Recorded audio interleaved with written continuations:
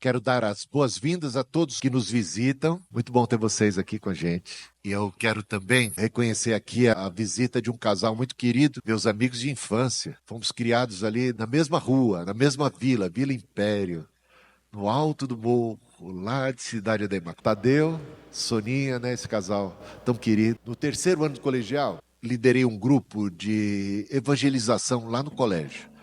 Aí reuni aqueles que eram crentes. Tínhamos mais ou menos umas 10, 12 pessoas a princípio.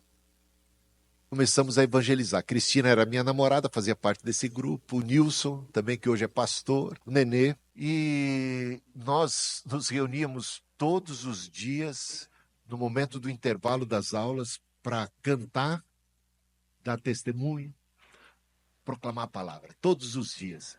Tadeu chegou a frequentar uma ou outra vez lá com a gente. Não foi, Tadeu? Uma vez, olha a maluquice que eu fiz. Eu falei assim, tinha o tio Cássio, que tinha reunião, um culto muito apropriado para os jovens, ali em Indianópolis, né? E era toda segunda-feira. E a gente tinha aula segunda-feira à noite. Aí eu convidei a minha classe e algumas outras classes para irmos ao culto do tio Cássio numa segunda-feira. Capular a aula. Eu vou falar baixo, que as crianças podem ouvir, isso não é um bom testemunho. Tadeu foi com a gente. Tadeu, você foi com a gente naquele culto. O Tadeu era de uma outra classe, era da classe do Marinho. Inclusive, vocês foram campeões de futebol, que nós fizemos um torneio lá, né, Tadeu? O Marinho também era demais, né? O Marinho era fora da curva. O Tadeu já joga bem. Marinho, então, eles ganharam o campeonato de classes, interclasse, futebol de salão. O Marinho fazia parte desse grupo também. Nós cabulamos a aula, várias classes cabularam. Gente, foi uma turma, nós enchemos o ônibus, não foi, Tadeu? Fomos de ônibus, lá no tio Cássio. Eu levei umas 2, 3 turmas de sala. Aquele dia foi uma loucura. Eu não sei como é que ficou a escola, mas olha, levamos um grupo. Tadeu, eu lembro que o Tadeu até gostou. A gente sentava no chão, né? O Tadeu achou, pô, bacana isso aqui, bacana. O Tadeu ainda não fazia parte daquele nosso grupo pequeno ali, mas estava lá. Tadeu, eu lembro da mensagem, foi o pregou naquele dia, foi o Newton Tuller. O pastor Newton Tuller pregou sobre Zaqueu, Tadeu, sobre Zaqueu. Eu lembro aquela pregação, porque eu repeti aquela pregação muitas vezes, eu gostei tanto dela que eu guardei. Recentemente eu preguei essa mensagem de Zaqueu aqui. É isso aí. Bom ter você aqui, amigão. Você também, Soninha. Todos esses que nos visitam, sejam muito bem-vindos. E assim a gente já proclamava o evangelho. Muito antes de pensar, eu nunca sonhava em ser pastor, eu era muito tímido, Tadeu é testemunha disso, muito tímido, não era alguém que queria falar em público. Ah, não. Eu, eu procurava me esconder na igreja. Eu sei que tem muita gente sentada aí no fundão, é porque eram que nem eu, né? Tímidos, tinham medo do pastor chamar para fazer oração, é por isso que vocês sentavam. Bem, era o meu caso, eu sei que não é o caso de todo mundo. E eu também sentava no fundo da sala de aula só para não chamar atenção. Eu queria ver os outros, mas eu não queria ser visto. Né? E hoje eu estou aqui. Bom, é a graça de Deus mesmo. Semana passada, pode abrir a sua Bíblia em João capítulo 3, que a gente vai dar sequência ao tema, ao sermão, ao estudo, à pregação da semana passada. Nós falamos sobre João capítulo 3, principalmente versículos 14, 15 e 16. E João capítulo 3, para recapitular, é Jesus tendo uma conversa com Nicodemos. Nicodemos é um sacerdote. Ele é um líder religioso que está muito curioso a respeito de quem é Jesus. Ele quer conhecer Jesus. Ele tem uma certa ressalva, ele procura Jesus escondido, porque ele teme que as pessoas saibam que ele tem interesse por Jesus, porque isso comprometeria o seu status, a sua, digamos, reputação, porque ele era um líder daquela comunidade religiosa dos judeus, e Jesus não era muito bem quisto. As pessoas olhavam meio atravessado para Jesus, de um modo em geral, os religiosos, os fariseus, inclusive eram opositores a Jesus, mas Nicodemos viu algo em Jesus e quis saber a respeito, foi procurar a Jesus na calada da noite, na surdina, escondido, e tem essa conversa com Jesus, e Jesus, de cara, já fala para o Nicodemos: é necessário nascer de novo. De cara, você vê, Jesus diz que Nicodemos precisa nascer de novo. Mas como assim nascer de novo? E toda aquela conversa vai se desenrolando. O que é que Jesus está apontando?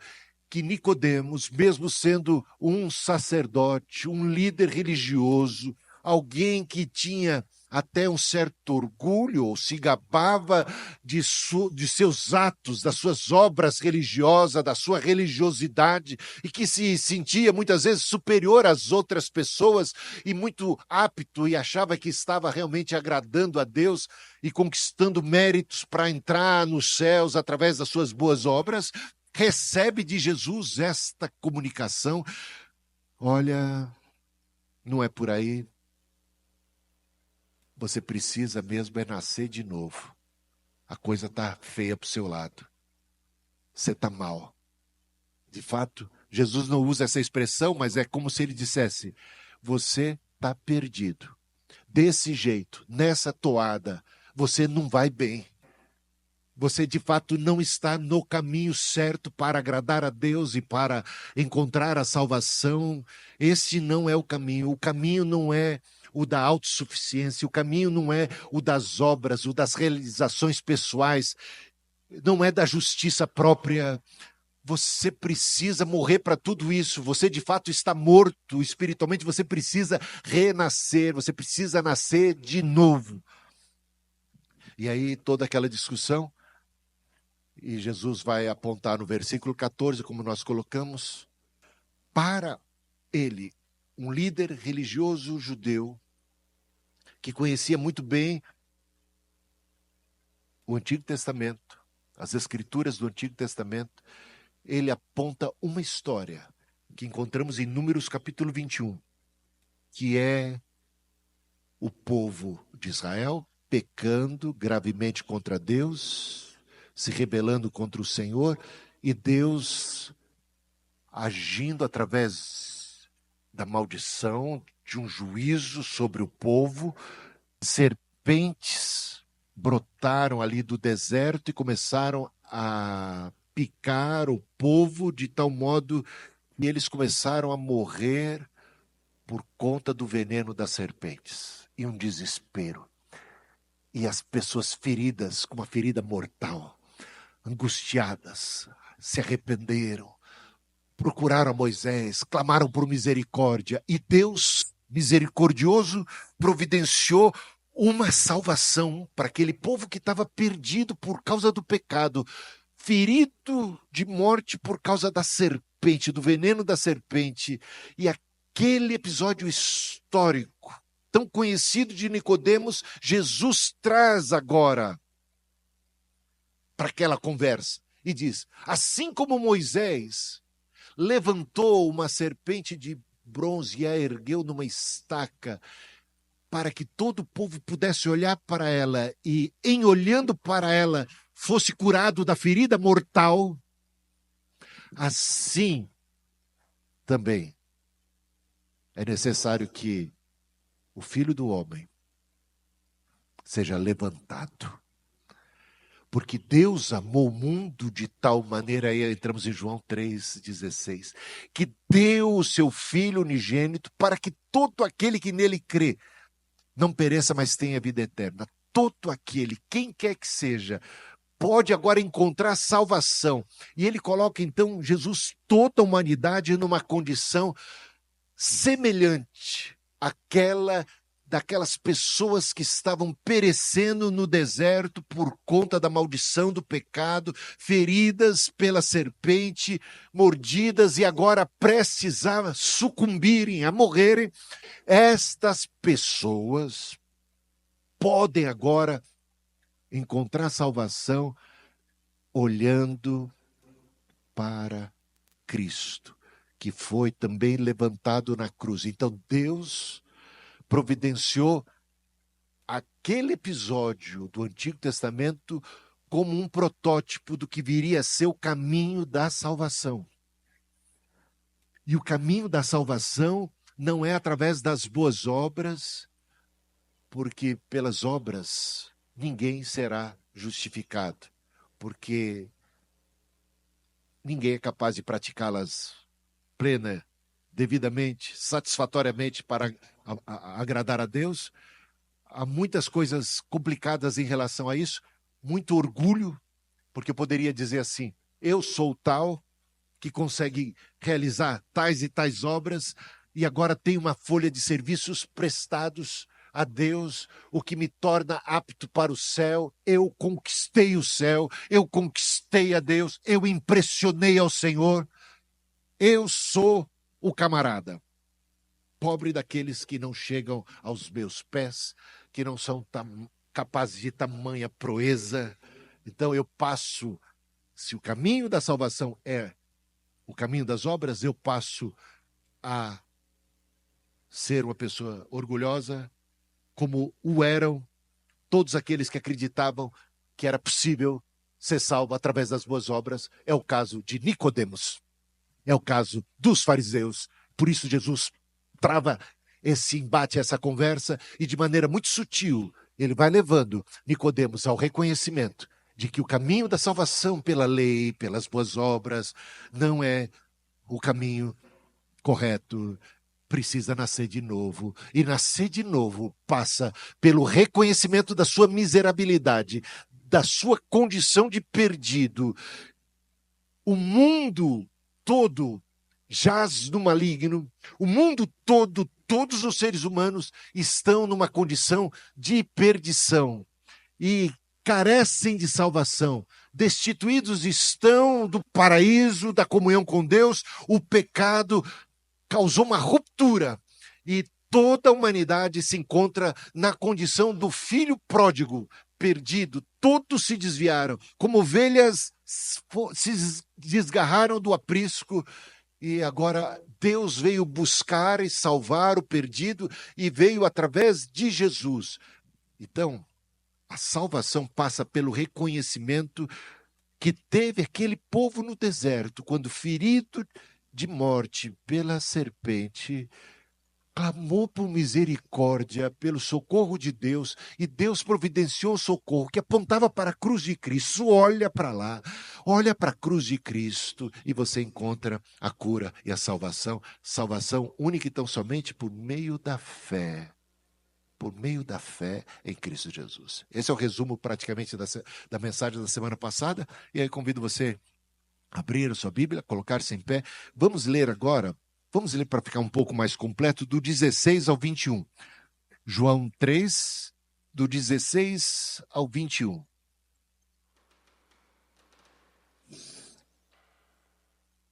Porque Deus amou o mundo de tal maneira que deu o seu Filho unigênito, para que todo o que nele crê não pereça, mas tenha a vida eterna. Porque Deus enviou o seu Filho ao mundo, não para que condenasse o mundo, mas para que o mundo fosse salvo por ele. Quem nele crê não é condenado. Mas o que não crê já está condenado. Porque não crê no nome do unigênito Filho de Deus. A condenação é essa.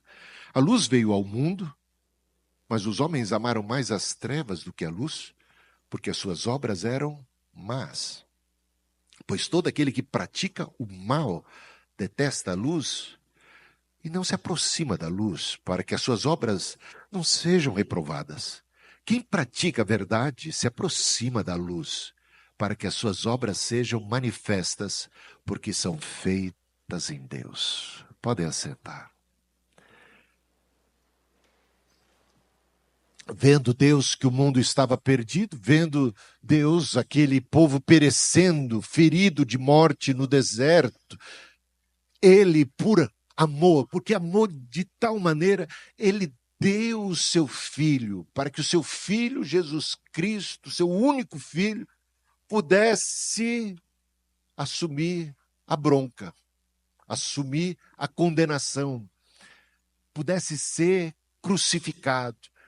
E o justo, o único justo, ele assumiu culpa de toda a humanidade, carregou sobre si, e lá na cruz a maldição do pecado se abateu sobre ele, ainda que ele não a merecesse, ainda que ele não tivesse pecado.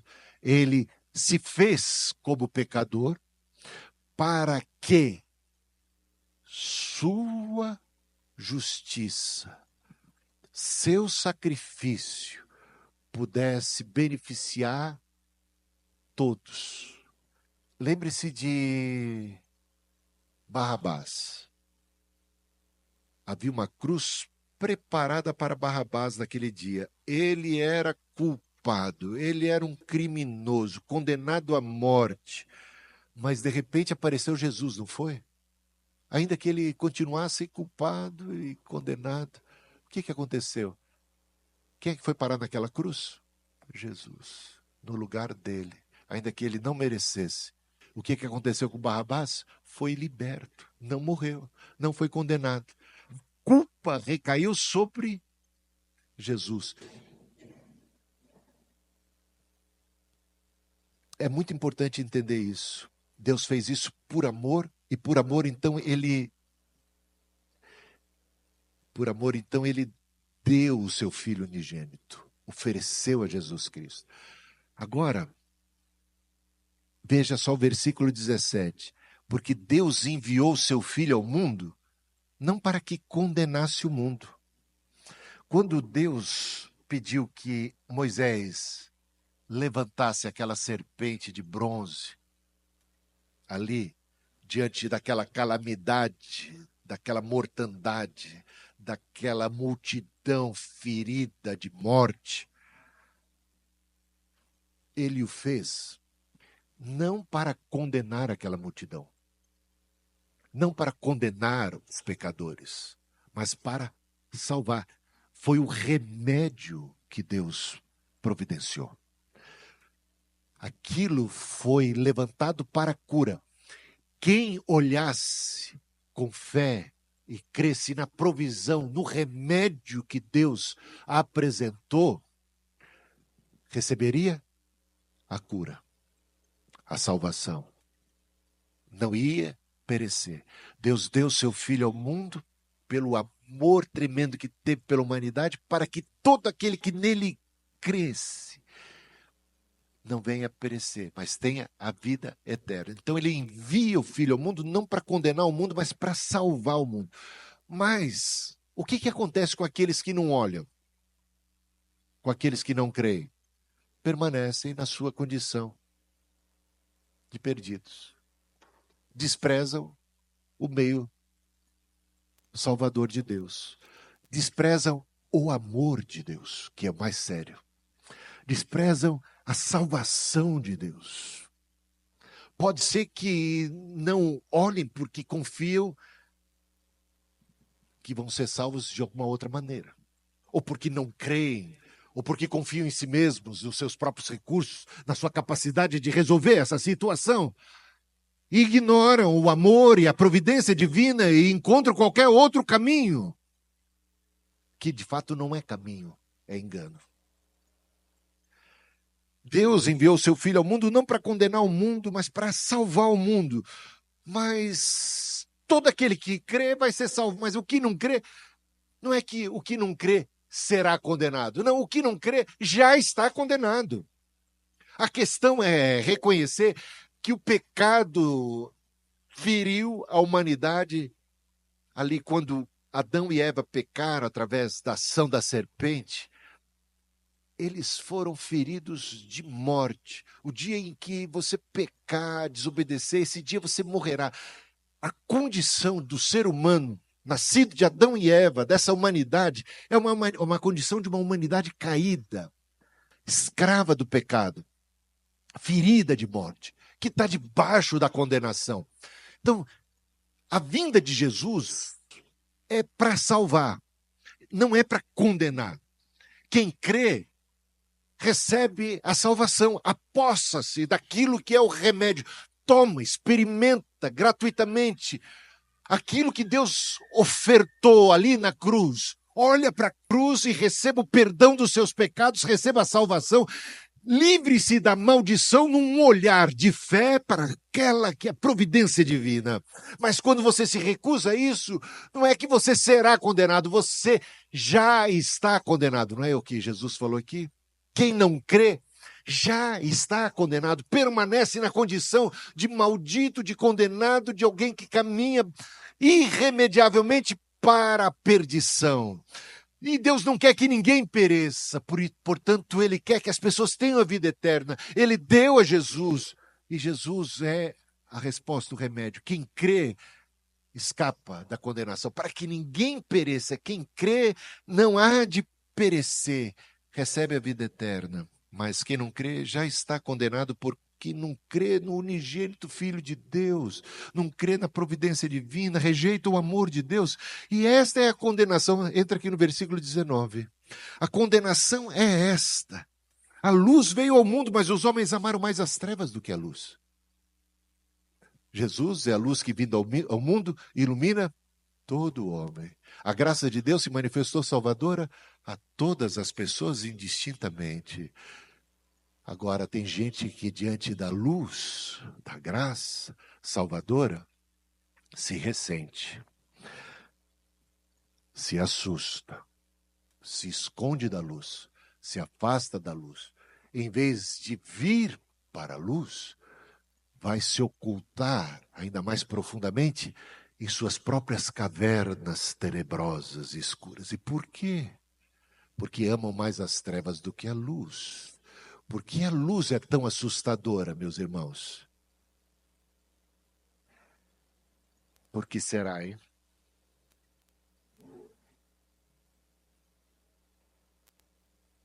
Talvez a gente tenha que reconhecer que nem sempre a luz é bem-vinda na nossa vida, não é? A luz pode revelar coisas que nós queremos que sejam mantidas em secreto. Aí a gente começa a entender por que tem gente que ama mais as trevas do que a luz. Estar diante da luz é um risco tremendo. Estar diante da luz, daquela luz que ilumina. Tem gente que prefere a hipocrisia. Talvez isso seja o retrato de Nicodemos. Nicodemos está procurando Jesus na calada da noite. Até esse ato de procurar a Jesus é um ato que ele quer que permaneça oculto, em secreto. Por quê? Porque ele se importa muito mais com a opinião das pessoas do que com a opinião de Deus. Porque de fato, no fundo, ele quer mais agradar aos homens do que a Deus. Porque como um líder, um fariseu, normalmente o que acontecia é que eles gostavam de orar de voz alta, em pé, de chamar a atenção para si na hora da oração. Eles gostavam de dar as ofertas e de praticar as esmolas de maneira pública, eloquente, de tocar trombeta. Ei, atenção! Olha como eu sou generoso. Olha como eu sou uma pessoa do bem. Olha como eu pratico as obras de Deus. Então, todas as obras, jejum, então, aí eles ficam, eu estou jejuando, sabe? Eu estou assim, fraco. Eu estou mal, porque você não sabe quantos dias eu estou jejuando. Estou pálido, estou quase morrendo, porque eu sou... eu jejuo. Todo mundo está sabendo que eu jejuo. Então, fiquem sabendo, eu estou jejuando. Eu vou ficar bem com a aparência de quem está mal, de quem está jejuando, para que vocês fiquem impressionados com os meus atos de espiritualidade, que eu quero que se tornem notórios e públicos. Eu quero que todo mundo saiba como eu sou o tal ou a tal da espiritualidade, da religiosidade, da bondade. Então, todas as boas obras estavam com uma motivação mesquinha, suja, ainda que, diz o apóstolo Paulo naquele texto poético de 1 Coríntios capítulo 3, eu falo a língua dos homens e dos anjos, se não tiver amor, nada serei. Ainda que eu pratique tamanha generosidade, Caridade sem amor eu nada serei. Ainda que eu dê a minha vida em sacrifício, se não for motivado pelo amor, de nada vale. Deus sonda o coração e não atenta para a aparência. E o problema da religiosidade, muitas vezes, é que os religiosos se preocupam muito mais com a casca, com o exterior, com a forma, do que com a essência, do que com o coração. Mas Deus vê o coração. E o que Jesus está mostrando para Nicodemos é que ele, Jesus, o Filho unigênito de Deus, sonda o coração de Nicodemos, sabe o que há lá dentro. Nicodemos, a condenação é essa. A luz veio ao mundo, mas, sabe, tem gente que ama mais as trevas do que a luz, não é não, Nicodemos? E agora, como é que fica o Nicodemos? Não quer vir para a luz, para que a realidade, a seu próprio respeito, não venha à tona. Aqui a gente entra num texto um pouco mais complicado de entender. Recapitulando, a condenação é esta: a luz veio ao mundo, mas os homens amaram mais as trevas do que a luz, porque as suas obras eram más. Obras más. Veja o versículo 20. Pois todo aquele que pratica o mal detesta a luz e não se aproxima da luz. Nicodemos poderia dizer, retrucar: ah, então eu pratico o bem. Eu sou religioso. Eu guardo a lei. Então, tudo bem comigo, né? Olha, pois todo que pratica o mal detesta a luz e não se aproxima da luz, para que as suas obras não sejam reprovadas.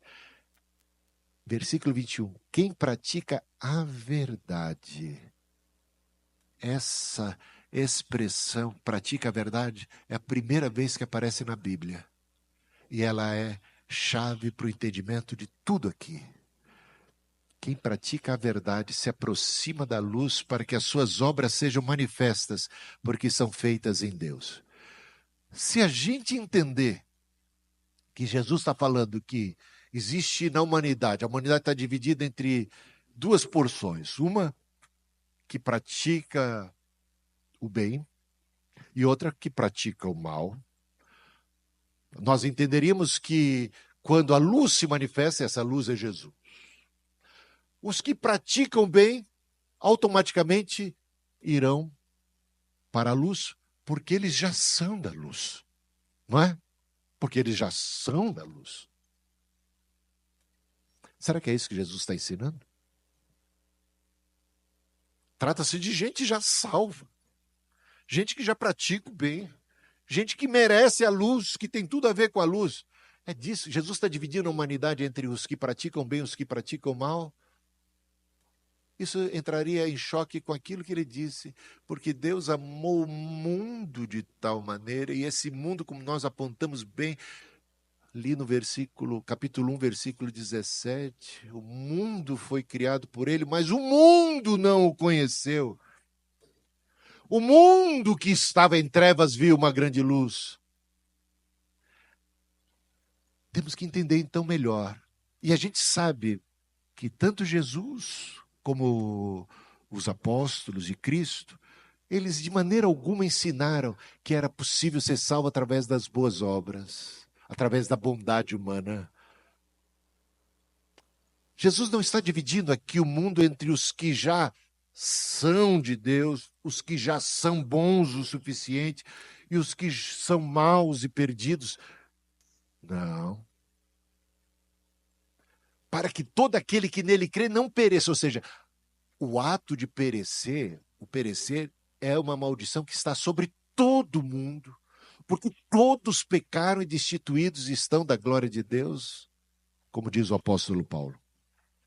Não há um justo sequer, ninguém que faça o bem de modo a conquistar o mérito de ter direito à graça de Deus, ou direito à luz, ou direito à salvação. Não, em absoluto. Isso não é o ensino de Jesus e nem dos apóstolos. Então, o que é que Jesus está dizendo aqui? Vamos entender melhor a questão do versículo 21. Quem pratica a verdade. Quero chamar a atenção de vocês. Abram suas Bíblias. Em João capítulo 6, versículo 29. Sobre o que é que Jesus ensina a ser a obra de Deus. Que obra boa é essa que é denominada por Jesus como obra de Deus? Essa é a obra de Deus. Essa é a obra de Deus. Repare bem, olha o que Jesus diz, João 6,29. Respondeu-lhe Jesus: a obra de Deus é esta, que creiais naquele que ele enviou. Voltemos aqui. Quem pratica a verdade. Meus irmãos, dá uma olhada nos evangelhos. Por que é que Jesus, em Mateus 21, recrimina os fariseus, os religiosos, como Nicodemos, que confiavam nas suas próprias obras, e Jesus diz que eles eram hipócritas, que eles ficavam pintando, embelezando o túmulo por fora, caiando o sepulcro, enquanto que por dentro estava cheio de podridão. Limpava o exterior do prato ou da panela, enquanto permanecia sujo o interior. Raça de víboras, hipócritas, falsos, de uma religiosidade e de uma santidade pro forma, para inglês ver, a sujeira toda debaixo do tapete. Jesus recrimina, e é ali, quando Jesus recrimina os fariseus, duramente, que ele diz: as prostitutas e os publicanos vos precederão no céu, no reino dos céus. Mas se a gente estiver interpretando esse texto aqui agora, voltando a João 3, versículos 20 e 21, como os que são do bem, os que praticam bem, vão para a luz, para que as suas obras sejam, né, não tem medo dessa exposição, enquanto os que praticam mal não vêm para a luz, amam as trevas. Não faria sentido. Porque Jesus mesmo disse que ele veio buscar e salvar o perdido. Não o praticante da justiça, do bem, o perdido. Paulo diz em Efésios capítulo 2, ele nos deu vida, ele vos deu vida quando vós estáveis mortos nos vossos delitos e pecados, ele veio a vocês e deu vida para vocês, vocês estavam mortos. Que esperança teria a mulher samaritana se... Que boa obra ela estava praticando, mas ela não foi salva? Foi. E Jesus está dizendo ali em Mateus capítulo 21, as prostitutas, as meretrizes, os publicanos, aqueles pecadores que eram os mais execrados naquela comunidade, naquele contexto. Eles eram os marginalizados, os excluídos. Eles estão mais perto do reino dos céus do que os religiosos, judeus, fariseus, hipócritas que confiam em si mesmos. Que quando vão procurar Jesus, procuram na calada da noite. Tem uma série de podridão, que tem pedras em suas mãos, prontos para apedrejar a mulher pega em adultério, quando eles mesmos são adúlteros. São falsos, são hipócritas. Gente, que seriedade. Vem aqui. Voltemos para o texto. Quem pratica a verdade? Quem é que está praticando a verdade aqui? É a mulher samaritana que, quando Jesus aponta o erro dela, ela não se justifica. Reparou bem? Quando Jesus aponta o erro da mulher samaritana, tivesse 5 maridos, e esse com quem você está agora não é teu marido, não é? Ela fala, ô Senhor, o que é isso? Não, posso explicar essa situação. Ah, tem uma história por trás disso. Não teve nada disso. Vejo que o Senhor agora é o Messias, o Senhor é profeta, o Senhor... Ela ficou mais admirada. Meus irmãos, por que as prostitutas e os publicanos estão mais perto do reino dos céus do que os hipócritas religiosos? Porque eles estão muito mais perto da luz. Porque eles conhecem a si próprios. Porque todo mundo já fala mal deles mesmos. Eles têm mais consciência de si, da sua condição, da sua perdição. As pessoas que foram salvas, mordidas pela serpente, elas tinham consciência de que estavam irremediavelmente perdidas se Deus não agisse em favor delas. Elas estavam feridas de morte. Elas tinham consciência da sua pecaminosidade. Entram no templo, disse Jesus certa vez, um fariseu e um publicano, e começa a orar. O fariseu diz, Senhor, graças te dou que não sou que nem esse publicano, porque eu sou isso, eu faço, eu aconteço. Sou digno do céu. O outro orou assim, o publicano ora já ao contrário. Senhor, tenha misericórdia de mim, que eu não sou digno de nada, sou digno de morte, da condenação. Eu pequei, eu sou miserável, pecador, pobre, cego. Jesus pergunta, depois que ele conta essa história, ele pergunta, qual dos dois saiu justificado diante de Deus? Qual dos dois? Ninguém consegue subsistir diante de Deus na base dos seus próprios méritos e das suas obras. Você não pode esfregar na cara de Deus uma folha de serviço prestados, achando que você vai, com isso, impressionar o Senhor e conquistar por si mesmo um passe para entrar no céu. É graça de Deus, é a misericórdia de Deus. E a luz, meus irmãos, a luz revela quem nós realmente somos. E uma prostituta que já é humilhada, que já é execrada, que já é marginalizada, ou um pecador contumaz como um publicano naquela época, que já era marginalizado, para ele já está exposto. São pessoas já expostas a toda a humanidade, que não tem nem para onde fugir. Eles estão já diante da luz do juízo e da condenação alheia e da própria sociedade.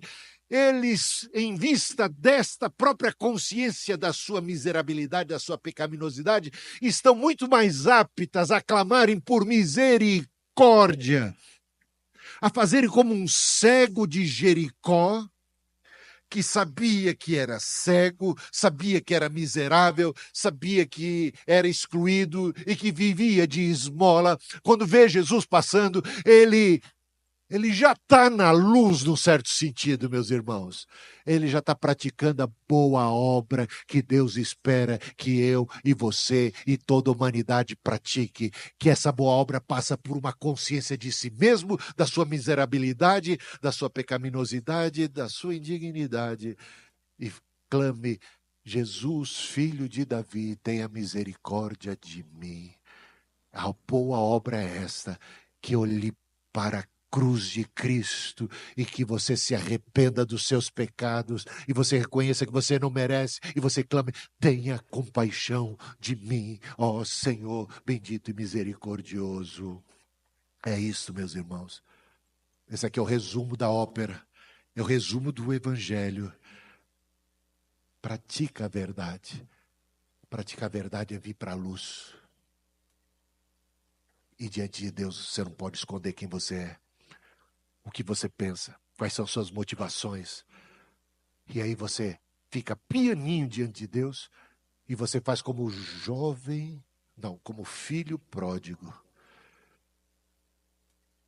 Que boa obra tinha praticado o filho pródigo até então. Só más obras, só rebelião, só gandaia, só arruaça, até chegar ao ponto de ir para o fundo do poço. E é lá naquela condição que ele de fato veio para a luz. Como é que ele veio para a luz?